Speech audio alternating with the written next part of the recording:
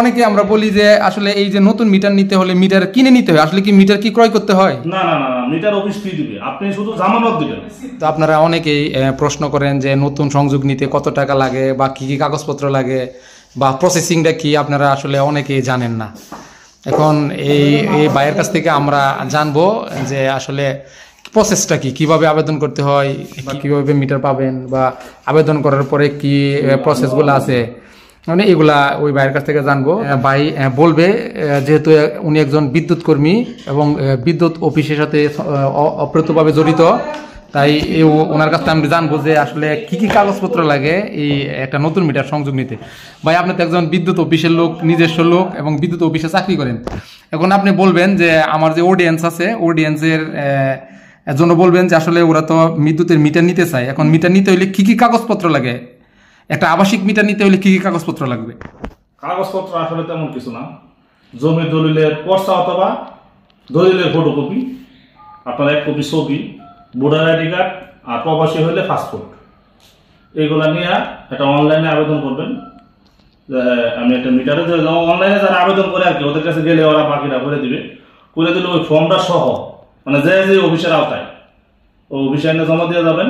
জমা দিলে ওই জমার প্রেক্ষিতে আমাদের ইন্সপেক্টর আপনাদের বাড়িতে যাবে, কত ফিট দূরত্ব আছে, কোন ট্রান্সফরমারে আছে, ওভারলোড আছে কিনা, এগুলো সব মাইপা আপনাদের জানাবে।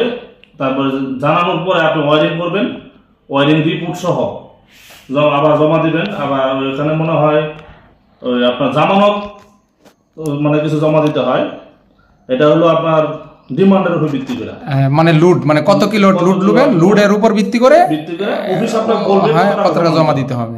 এখানে নির্দিষ্ট কিছু নাই। অনেকে শিল্প নিচ্ছে, তার 3 লাখ 5 লাখ টাকা জমা দেওয়া লাগতেছে, কেউ নর্মাল মিটার নিচ্ছে 4-5 হাজার টাকা হলে হইতেছে। এটা হলো আপনার মানে লুডের উপরে নির্ভর করবে যে আপনি কত কিলোওয়াট লুড নিবেন। এই লুডের উপরে মানে এই বাইয়ের কথা মধ্যে বোঝা যাচ্ছে যে আপনি কত কিলোওয়াট লুড নিবেন, এই লুডের উপরে জামানত দিতে হবে।